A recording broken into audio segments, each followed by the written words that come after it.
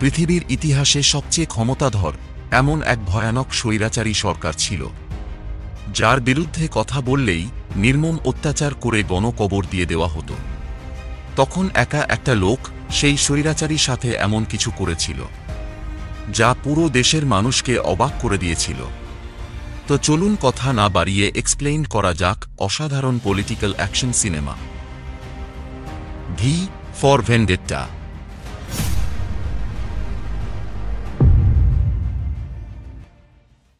আপনারা social media কিংবা বিভিন্ন জায়গায় এই মাস্কটা দেখেছেন হয়তো। এটাকে গাই ফক্স মাস্ক বলা হয়ে থাকে। আজ থেকে 500 বছর আগে 1605 সালের 5ই নভেম্বর গাই ফক্স নামের এক ব্যক্তি তৎকালীন ব্রিটেনের রাজা প্রথম জেমস এবং তার পুরো সাম্রাজ্যকে গান পাউডার দিয়ে ধ্বংস করতে চেয়েছিল, যা ইতিহাসের পাতায় গান পাউডার প্লট নামে পরিচিত। ব্রিটেনের রাজা প্রথম জেমস তখন রোমান ক্যাথলিক সহ সাধারণ নিরীহ মানুষের উপর নির্যাতন নিপীড়ন চালাত, যার ফলে গাই ফক্স সিদ্ধান্ত নেয় সে রাজা জেমসের পুরো সাম্রাজ্যকে ধ্বংস করে ফেলবে। কিন্তু সে এটা করতে ব্যর্থ হয়েছিল, কারণ ব্রিটেনের রাজা তাকে ধরে ফেলে এবং তাকে ফাঁসিতে ঝুলিয়ে হত্যা করে। গাই ফক্সকে হত্যা করা হলেও তার সাহসিকতার জন্য কিভাবে সে বেঁচেছিল মানুষের মাঝে, সেটাই দেখবেন এখন। তো সিনেমার শুরুতেই আমরা 2035 সালের এক ভবিষ্যৎ পৃথিবীকে দেখতে পাই, যেই সময় পৃথিবীর বিভিন্ন দেশে গৃহযুদ্ধ থেকে শুরু করে মহামারীর মতো বড় বড় বিপর্যয়গুলো পৃথিবীর অর্থনীতি ব্যবস্থাকে একদম ধ্বংস করে দিয়েছিল। তখন আর পৃথিবীর 1 নম্বর দেশ আমেরিকা ছিল না, পৃথিবীর 1 নম্বর দেশ ছিল ব্রিটেন। আর সেই ব্রিটেনের ক্ষমতায় ছিলেন প্রেসিডেন্ট অ্যাডাম স্যাটলার। পৃথিবীর 1 নম্বর ক্ষমতাধর দেশ হওয়া সত্ত্বেও ব্রিটেনের মানুষের ছিল না কোনো স্বাধীনতা, কারণ প্রেসিডেন্ট স্যাটলার তার নিজস্ব লোক ও প্রশাসন দিয়ে পুরো ক্ষমতাকে তার হাতের মুঠোয় করে রেখেছিল। কেউ তার বিপক্ষে খারাপ ভালো কিছুই বলতে পারত না, তাহলেই তাকে হত্যা বা গুম করে ফেলা হতো। স্যাটলার তখনকার সময় পৃথিবীর সবথেকে বড় স্বৈরাচারী সরকারে পরিণত হয়েছিল। ব্রিটেনের অবস্থা তখন এমন হয়ে গিয়েছিল যে রাতের বেলাও সেখানে কারফিউ জারি থাকত। আর সেই কারফিউর মধ্যেই আমরা ইভা নামে একটা মেয়েকে দেখতে পাই। ইভা ছিল একজন রিপোর্টার, সে তার অফিস থেকে বাসায় যাচ্ছিল, কিন্তু ঠিক তখনই দুটো লোক এসে ইভাকে বিরক্ত করতে শুরু করে। আর এই দুটো লোক ছিল সেই স্বৈরাচারী দলেরই লোক, যাদেরকে পুলিশ প্রশাসনও কিছু বলতো না, তাই তারা মেয়ে দেখলেই তাদেরকে বিরক্ত করত। তো যথারীতি তারা ইভার সাথেও খারাপ কিছু করার জন্য তাকে আক্রমণ করে। ইভা তখন সাহায্যের জন্য চিৎকার চেঁচামেচি শুরু করেন, কিন্তু এই কারফিউর ভিতরকে তাকে সাহায্য করতে আসবে। ঠিক তখনই অন্ধকারের মধ্যে মাস্ক পরা অদ্ভুত এক ব্যক্তি এসে হাজির হয় সেখানে এবং তাদেরকে মেয়েটিকে ছেড়ে দিতে বলে।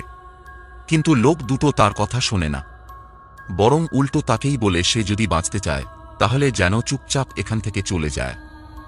তখন সেই মাস্ক পরা লোকটা তাদের দুজনকে নৃশংসভাবে হত্যা করে। আর এটা দেখে ইভা তো খুবই ভয় পেয়ে যায়। ইভা তাকে জিজ্ঞেস করেন কে সে। লোকটা বলেন তার নাম ভি। আর সে ইভাকে এটাও বলেন তাকে ভয় পাওয়ার কিছু নেই, সে তাকে রক্ষা করতে এসেছে। তো ভি ইভার সাথে খুব সুন্দরভাবেই কথা বলছিল। সে ইভাকে বলেন চলো তোমাকে একটি দারুণ শো দেখাই। ইভাও ভয়ে ভয়ে তার সাথে যেতে রাজি হয়। তো ভি ইভাকে একটি উঁচু ভবনের উপরে নিয়ে আসে। ইভা তখন ভিয়ের পোশাক দেখে মনে করেন সে একজন জাদুকর, তাই ইভা ভিকে জিজ্ঞেস করে সে কি এখানে তাকে কোনো জাদু দেখানোর জন্য নিয়ে এসেছে। তখনই ভি ইভাকে ভবনের সামনে থাকা ব্রিটেনের সর্বোচ্চ আদালত দুর্নীতিগ্রস্ত হাইকোর্টকে দেখায়, যেখানে স্বৈরাচার সরকারের আদেশে বহু নির্দোষ মানুষদের শাস্তি দেওয়া হতো। তো নিমিষেই সেই হাইকোর্ট বোমা মেরে উড়িয়ে দেয় ভি, আর সেখান থেকে আতশবাজি বের হতে থাকে, যা দেখে ভি খুবই খুশি হচ্ছিল। কিন্তু ইভা এটা দেখে একদমই ঘাবড়ে যায়। তো এরপর মুহূর্তেই এই খবর পুরো দেশে ছড়িয়ে পড়ে। দেশের সকল মানুষ আতঙ্কিত হয়ে পড়ে। তখন আমরা প্রেসিডেন্ট স্যাটলারকে দেখি। সে এই ঘটনার জন্য পুলিশ প্রশাসন সহ তার নিজস্ব সকল লোকদের নিয়ে গোপন মিটিং করে। সে গোয়েন্দা প্রধান ফিরিন্সকে এই কাজ যে করেছে তাকে ধরার নির্দেশনা দেয়। এছাড়া মিডিয়াকে দ্রুত এই বিষয়ে মিথ্যা নিউজ ছড়িয়ে বিষয়টি ধামাচাপা দিতে বলে। তো এরপর আমরা দেখতে পারি দেশের সরকারি টিভি চ্যানেল বিএনটিতে এই নিউজ করা হয় যে হাইকোর্ট পুরানো হয়ে যাওয়ায় সরকারি হাইকোর্টই ভেঙে ফেলেছে এবং সেখানে নতুন হাইকোর্ট তৈরি করার সিদ্ধান্ত নিয়েছে সরকার। এদিকে ইভাও এই টিভি চ্যানেলেই কাজ করত। এমন মিথ্যা নিউজ দেখে সে খুবই অবাক হয়, কারণ ইভা তো আসল ঘটনা জানে। মিথ্যা নিউজ প্রচারের কারণে তখন সেখানে ভি এসে উপস্থিত হয়। সে নিজের শরীরে বোম বেঁধে নিয়ে আসে, যাতে করে কেউ তাকে মারার সাহস না পায়। ভি সেই টিভি চ্যানেলটি নিজের কন্ট্রোলে নিয়ে সে নিজেই লাইভে চলে আসে এবং সকলের উদ্দেশ্যে বলে, আমি ভি, আর আমি কালকে সেই দুর্নীতিগ্রস্ত হাইকোর্টকে ধ্বংস করে দিয়েছি, আর আমি এভাবে এই স্বৈরাচারী সরকারের সকল কিছুই ধ্বংস করে দেব। আপনারা আমার উপর বিশ্বাস রাখতে পারেন। আমি এই স্বৈরাচার সরকারের হাত থেকে দেশের মানুষ ও দেশকে রক্ষা করবই। আগামী 5 নভেম্বর হবে এই সরকারের শেষ দিন। সেই দিন আপনারা সবাই পার্লামেন্টের উদ্দেশ্যে আসবেন, কারণ সেদিন আমি এই সরকার ও তার পার্লামেন্টকে ধ্বংস করে দেব। তো ভি এই কথা বলে সেই অফিস থেকে বের হয়ে আসছিল, কিন্তু ঠিক তখনই পুলিশ এসে তার উপর আক্রমণ করে। আর এখানে আমরা ভিয়ের সাথে পুলিশের একটি দারুণ অ্যাকশন সিন দেখতে পাই। ভি প্রায় সব পুলিশগুলোকে মেরেই ফেলেছিল, কিন্তু তখনই এক পুলিশ অফিসার এসে পিছন থেকে ভিয়ের উপর বন্দুক তাক করে। তখন আবার ইভা এসে পিছন থেকে সেই পুলিশ অফিসারের চোখে পেপার স্প্রে করে দেয়। পুলিশ অফিসারটি ইভাকে আঘাত করে মাটিতে ফেলে দিলে ইভা অজ্ঞান হয়ে যায়। এখানে ভি যেহেতু ইভাকে একবার সাহায্য করেছিল, তাই ইভাও ভিকে সাহায্য করে। তো সেখানে আবার সিসিটিভি ক্যামেরা থাকায় ভিকে সাহায্য করার জন্য এখন ইভাও অপরাধী হয়ে গিয়েছে, তাই ভি তখন ইভাকে তার সাথে করে নিয়ে যায়।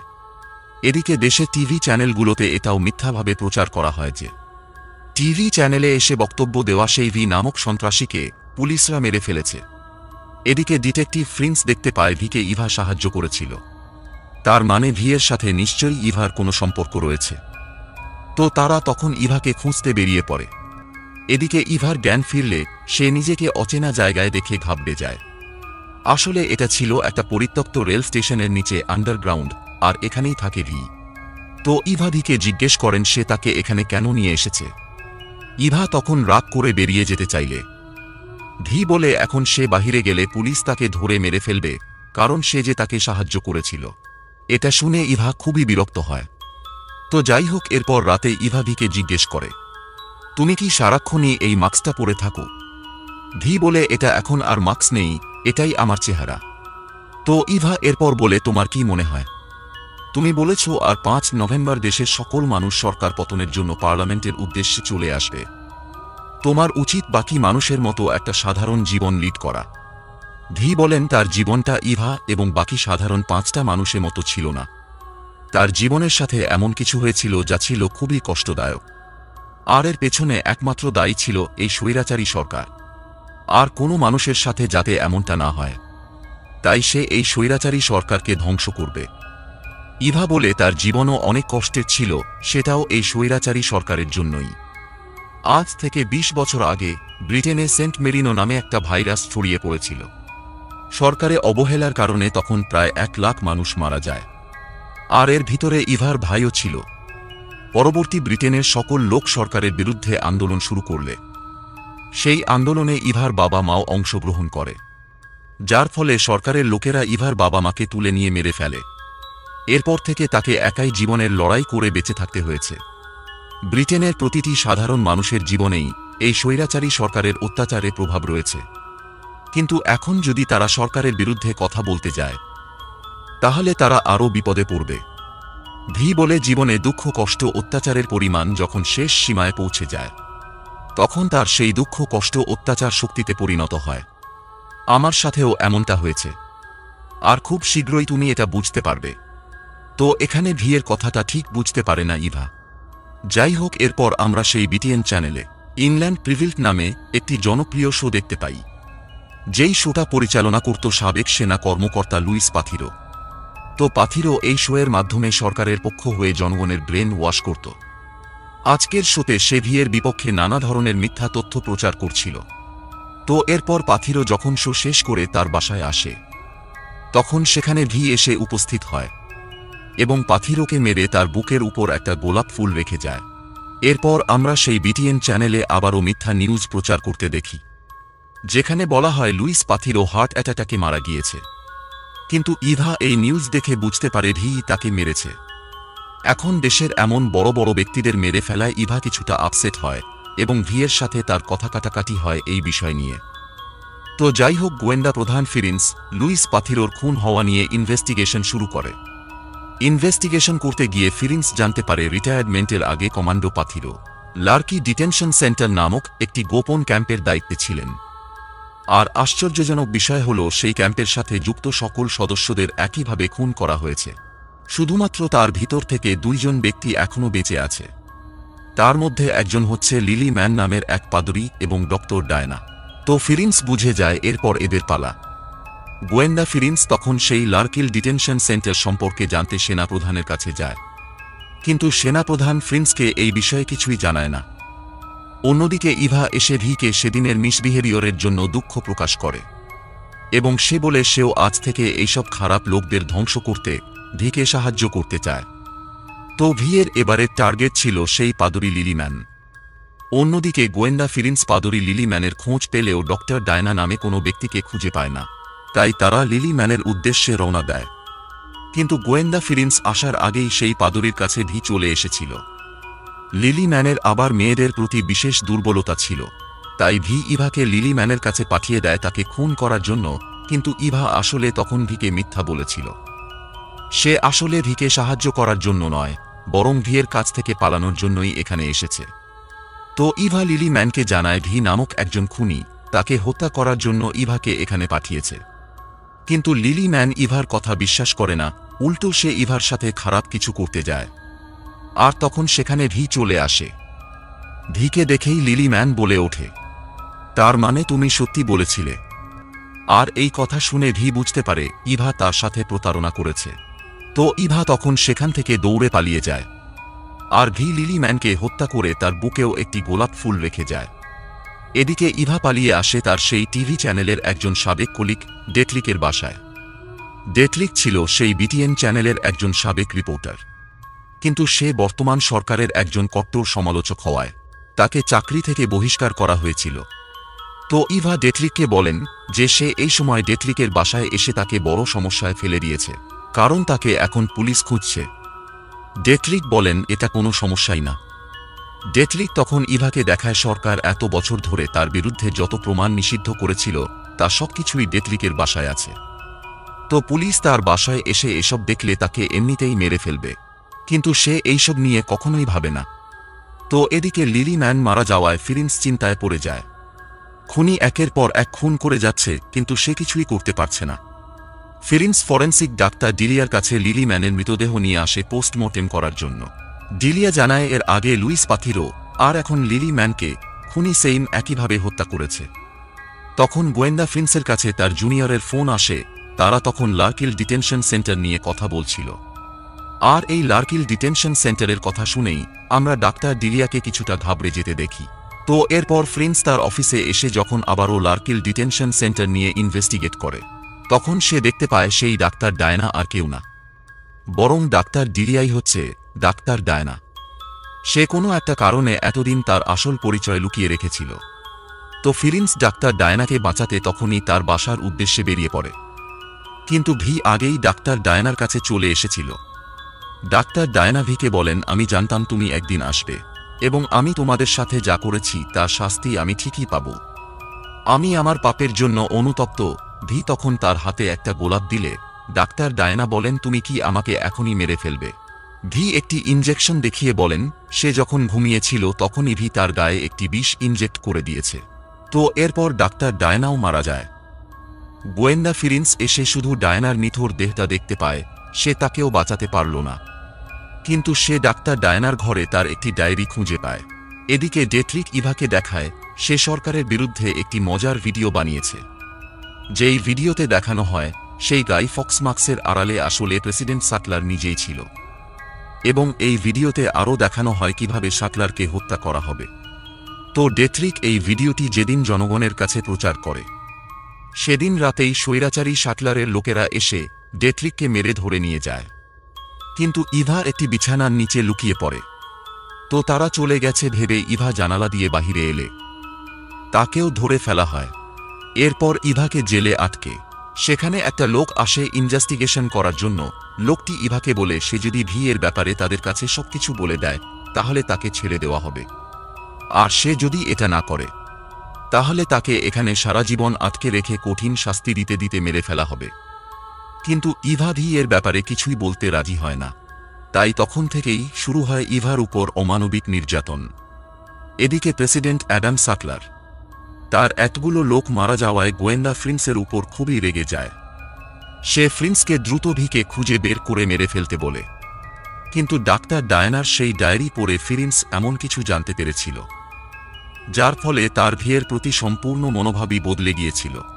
ফ্রিন্স সেই ডায়েরি থেকে জানতে পারে প্রেসিডেন্ট অ্যাডাম সাটলার সর্বদা চাইত একমাত্র ব্রিটেনই পৃথিবীর প্রধান ক্ষমতাধর দেশ হোক, তখন সে হবে পৃথিবীর সবচেয়ে ক্ষমতাশালী নেতা। কিন্তু সাটলার ভালো করেই জানত সে অস্ত্র দিয়ে কখনোই এই পর্যায়ে যেতে পারবে না, কারণ তৎকালীন সময় ব্রিটেনের থেকে আমেরিকা ও রাশিয়ার কাছে বেশি অস্ত্র ছিল। তাই সে এমন একটি অস্ত্রের কথা চিন্তা করে যেই অস্ত্র নিয়ে অন্য কোনো দেশ কখনো চিন্তা করেনি, আর সেটা হলো ভাইরাস। প্রেসিডেন্ট সাটলার এমন একটি ভয়ানক ভাইরাস তৈরি করার চিন্তা করে যেটা দিয়ে পুরো পৃথিবীতে মহামারী সৃষ্টি করা যাবে, এবং সে আগে থেকেই সেই ভাইরাসের অ্যান্টিবডি তৈরি করে রেখে দিবে, যাতে করে সেই অ্যান্টিবডি বিক্রি করে অর্থ উপার্জন করে ব্রিটেনকে পৃথিবীর ক্ষমতাধর রাষ্ট্রে পরিণত করতে পারে। তো সাটলার এই ভাইরাস তৈরি করার কাজের দায়িত্ব দেন তৎকালীন সেনাপ্রধান লুইস পাথিরোর কাছে। লুইস পাথিরো, লিলি ম্যান ও ডাক্তার ডায়না সহ আরও ৩০ জন ডাক্তারকে নিয়ে লার্কিল ডিটেনশন সেন্টারে গোপনে কাজ শুরু করে। তারা সেন্ট মেরিনো নামের সেই ভয়ানক ভাইরাসটি তৈরি করে ফেলে, আর এরপর তারা শুরু করে জঘন্যতম কাজ। তারা ১০০ জন সাধারণ মানুষকে ধরে নিয়ে আসে লার্কিল ডিটেনশন সেন্টারে। তাদের শরীরে ভাইরাস প্রয়োগ করে অ্যান্টিবায়োটিক তৈরি করার জন্য নানা রকম এক্সপেরিমেন্ট শুরু করা হয়। কিন্তু এর ফলে সেই ১০০ জনের মধ্যে থাকা সবাই আস্তে আস্তে মারা যেতে শুরু করে। তাদেরকে মাটি চাপা দিয়ে গণকবর দেয়া হয়। আর ঠিক এর ফলেই ব্রিটেনে তখন এই সেন্ট মেরিনো ভাইরাস ছড়িয়ে পড়েছিল এবং লক্ষ লক্ষ লোক মারা গিয়েছিল। আর এই কারণে তখন ব্রিটেনের জনসাধারণ সরকারের বিরুদ্ধে আন্দোলন করে। এই ভাইরাসের ফলেই মারা গিয়েছিল ইভার ভাই। তো যাই হোক, তখন সেই ১০০ জন লোকের ভিতরে সবাই মারা গেলেও ভি অর্থাৎ ৫ নম্বর সেলে থাকা ব্যক্তি বেঁচে গিয়েছিল, অর্থাৎ তার উপর এই ভাইরাসের কোনো প্রভাব পড়েনি। তাই তার শরীর থেকে সেই ভাইরাসের অ্যান্টিবডি তৈরি করা হয়েছিল। তো এরপর অ্যান্টিবডি তৈরি হওয়ার পরে সরকার সকল তথ্য প্রমাণ মুছে ফেলার জন্য লার্কিল ডিটেনশন সেন্টারটাকে পুরো ধ্বংস করে দিতে বলেন। তো তখন সেই গবেষণা সেন্টারে বিস্ফোরণ ঘটানো হয়, কিন্তু তার ভেতরে ভি সেলে থাকা সেই লোকটা তখনও রয়ে গিয়েছিল। বিস্ফোরণের আগুনে তার পুরো শরীর ঝলসে গিয়েছিল, তারপরেও অলৌকিকভাবে সে বেঁচেছিল। আর তাকে তখন দেখতে পেয়েছিলেন ডাক্তার ডায়ানা। ডায়ানা সেদিন স্পষ্ট দেখতে পেয়েছিল ঝলসানো শরীর নিয়ে ঘৃণা আর প্রতিশোধের দৃষ্টিতে কিভাবে তাকিয়েছিল সেই লোকটি। আর সেদিনের সেই মানুষটি আর কেউ না, বরং সেই হচ্ছে আজকের রাষ্ট্র সংস্কারের নায়ক ভি। তো ডায়ানার ডায়েরি থেকে এই সব কিছু জানার পর ফ্রেন্সের চোখে ভি খুনি থেকে নায়কে পরিণত হয়। অন্যদিকে ইভাকে নানা অত্যাচারের পর তাকে একটা ছোট জেলের ভিতর এনে বন্দি করে রাখা হয়। তো ইভা তখন সেখানে একটা ছোট গর্তের ভিতর একটা ছোট কাগজ দেখতে পায়, যেই কাগজে কিছু লেখা ছিল। আর এই কাগজটা রেখেছিল ইভার আগে এখানে যে ছিল। তো কাগজে একটা মেয়ে লিখেছে, আমিও সরকারের বিরুদ্ধে কথা বলেছিলাম, যে কারণে সরকার আমাকে ধরে এনে নানা ধরনের অত্যাচার চালায়। কিন্তু আমি মৃত্যুর আগ পর্যন্ত এই স্বৈরাচারী সরকারের বিরুদ্ধে কথা বলে গিয়েছি, এবং আমার পরে যদি কাউকে এই স্বৈরাচারী সরকার এখানে এনে অত্যাচার করে, তাহলে সেও যেন আমার মতো সত্যের পক্ষে সাহসিকতার পরিচয় দিয়ে স্বৈরাচার সরকারের বিরুদ্ধে কথা বলে যায়। তো এই কাগজের লেখাটা পড়ে ইভা নিজের মধ্যে একটা অন্যরকম শক্তি খুঁজে পায়, তার সকল ভয় দূর হয়ে যায়। তো সেদিন রাতে একজন লোক এসে ইভাকে বলেন তার মৃত্যুর রায় এসেছে, কিন্তু তার হাতে এখনও একটা শেষ সুযোগ আছে। সে যদি এখনও ভি এর ব্যাপারে তাদেরকে বলে, তাহলে তাকে ছেড়ে দেওয়া হবে। কিন্তু ইভা বলে সে মৃত্যুর জন্য প্রস্তুত, সে এখন আর মৃত্যুকে ভয় পায় না।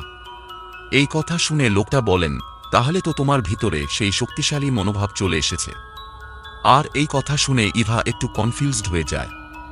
সে যখন বাহিরে আসে তখন সে দেখে এটা ভিয়ের সেই ঘর, আর তার সামনেই ভি দাঁড়িয়ে আছে। তার মানে ইভার সাথে এতদিন যা কিছু হয়েছে তা ভি করেছে। আর এতে ইভা খুবই রেগে যায়। সে জানতে চায় যে ভি কেন তার সাথে এমনটা করেছে। ভি বলেন, মনে আছে আমি তোমাকে বলেছিলাম একদিন তোমার ভিতরেও আমার মতো সাহসী মনোভাব তৈরি হবে। আজ তুমি যেমন কষ্টকে মানিয়ে নিয়ে শক্তিতে রূপান্তর করেছ, একদিন আমার সাথেও ঠিক এমনটা হয়েছিল। ইভা এরপর একটু বাহিরে যেতে চায়। ভি তখন তাকে ছাদে নিয়ে আসে। বাহিরের বৃষ্টির পানিতে ভিজে ইভা এক ভয়হীন স্বাধীনতার স্বাদ গ্রহণ করে, যেমনটা ভি করেছিল আগুনে পুড়ে। তো যাই হোক, এরপর চলে আসতে থাকে সেই প্রতীক্ষিত সময়, 5ই নভেম্বর। যতদিন যায়, মানুষ রাস্তাঘাটে গাই ফক্সের মাস্ক আর পোশাক পরে ভিকে সমর্থন করতে শুরু করে। আর এটা দেখে অ্যাডাম সাটলার চিন্তায় পড়ে যায়। সে রাস্তাঘাটে সর্বত্র তার নিজস্ব পুলিশ বাহিনী নামিয়ে দেয়। এরই মধ্যে একদিন এক পুলিশ অফিসার গাই ফক্সের মাস্ক পরা একটা বাচ্চা মেয়েকে গুলি করে মেরে ফেলে। এই ঘটনার ফলে পুরো ব্রিটেনের জনগণ আরও ক্ষিপ্ত হয়ে ওঠে। 5ই নভেম্বরের দিন লাখ লাখ মানুষ গাই ফক্স মাস্ক পরে পার্লামেন্টের দিকে আসতে থাকে, স্বৈরাচার সরকারের পতন ঘটাতে। আর এই ঘটনা দেখে প্রেসিডেন্ট সাটলার জাতির উদ্দেশ্যে ভাষণ দেয় এবং সবাইকে ফিরে যেতে বলেন, না হলে খারাপ কিছু হবে বলে সে হুমকি দেয়। কিন্তু ততক্ষণে এই ভাষণ শোনার জন্য কেউ আর টিভির সামনে বসেছিল না। সবাই বেরিয়ে পড়েছে সাটলারকে ক্ষমতাচ্যুত করতে। পরিস্থিতি বেগতিক দেখে সাটলার দ্রুত গোপন বৈঠক করেন এবং এক পর্যায়ে সে আন্ডারগ্রাউন্ডে চলে যাওয়ার সিদ্ধান্ত নেয়। তো এদিকে ভি ইভাকে নিয়ে পার্লামেন্টের পাশে একটা পুরনো রেল স্টেশনের কাছে আসে। ভি বলে সে এখন যাবে সেই আন্ডারগ্রাউন্ডে সাটলারকে শেষ করতে, আর এই কাজে সে মারাও যেতে পারে। তাই ভি ইভাকে একটি বোমা ভর্তি ট্রেন দেখিয়ে বলে, ইভার দায়িত্ব হবে এই ট্রেনটি চালু করে পার্লামেন্টের দিকে ছেড়ে দেওয়া, যাতে করে এই স্বৈরাচারী সরকারের সাথে তার পুরো সাম্রাজ্য শেষ হয়ে যায়। তো এরপর ভি চলে আসে সেই জায়গায় যেখানে আগে থেকেই সাটলারের বিশেষ সহকারী কিডি এবং পুলিশ বাহিনী উপস্থিত ছিল। তো কিছুক্ষণ পর সেখানে কিডির নির্দেশে প্রেসিডেন্ট অ্যাডাম সাটলারকে টেনে হিঁচড়ে নিয়ে আসা হয় ভি এর সামনে। এখানে আসলে বন্ধুরা ভি অনেক আগেই এই সাটলারের বিশেষ সহকারী ক্রিডিকে অপহরণ করেছিল এবং অপহরণ করে সে ক্রিডিকে না মেরে ক্রিডিকে একটা অফার করেছিল, সে যদি সাটলারকে তাকে মেরে ফেলতে সাহায্য করে তাহলে ক্রিডি ব্রিটেনের পরবর্তী প্রেসিডেন্ট হবে, আর এতে জনগণের সমর্থন পেতে ভি ক্রিডিকে সাহায্য করবে। আর এই কারণে ক্রিডি সাটলারের সাথে বিশ্বাসঘাতকতা করে তাকে আন্ডারগ্রাউন্ডের নাম করে ভি এর কাছে নিয়ে আসে। তো এরপর ভি এসে সাটলারকে বলে, তোমার এত বছরের শাসন ব্যবস্থার জন্য একটা উপহার আছে। সে সাটলারের বুকে একটি গোলাপ ফুল গুজে দেয়। এরপর ভি এর নির্দেশে ক্রিডি সাটলারকে গুলি করে হত্যা করে। তো এরপর ক্রিডি ভিকে বলে, আমি আমার কথা রেখেছি, এবার তোমার পালা। ভি তখন বলে, আমি তোমাকে সাহায্য করতাম, কিন্তু আজকে সাটলারের সাথে যে তোমার ভাগ্যেও মৃত্যু লেখা আছে। আর এই কথা শোনা মাত্রই ক্রিডির নির্দেশে পুলিশেরা ভিকে গুলি করতে শুরু করে। ভি আগে থেকেই তার শরীরে বুলেট প্রুফ জ্যাকেট পরে রেখেছিল। গুলি করতে করতে এক পর্যায়ে তাদের রাইফেলের গুলি শেষ হয়ে গেলে ভি তার ছুরি এবং ক্যারাতে দক্ষতা দিয়ে সেখানে থাকা সকল পুলিশগুলোকে মেরে ফেলে। এরপর সে ক্রিডিকে গলা চেপে হত্যা করে। ক্রিডিকে মারার পর ভিও দুর্বল হয়ে পড়ে, কারণ তার উপরে এত পরিমাণ গুলি করা হয়েছে যে তার বুলেট প্রুফ জ্যাকেট তা আটকাতে পারেনি। তো ভি কোনোমতে ইভার কাছে এসে পৌঁছায়। ভি ইভাকে বলে তার 20 বছরের লড়াই আজকে শেষ হয়েছে এবং সে আজকে বিজয়ী। পুরো ব্রিটেনবাসী আজ থেকে স্বাধীন। এখন শুধু তার একটা ইচ্ছে বাকি, সেটা হলো তার মৃতদেহটা ওই ট্রেনে রেখে ট্রেনটা পার্লামেন্টের উদ্দেশ্যে ছেড়ে দেওয়া। এই বলে ভি মারা যায় এবং ইভা অনেকটা ভেঙে পড়ে।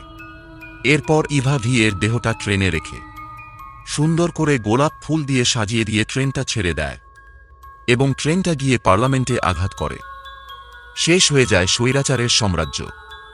আকাশ কাঁপানো আতশবাজির আলোতে লক্ষ লক্ষ গাইফক্স মাস্ক পরা জনগণ উদযাপন করেন তাদের নতুন স্বাধীনতা। আর এখানেই সিনেমাটির শেষ হয়।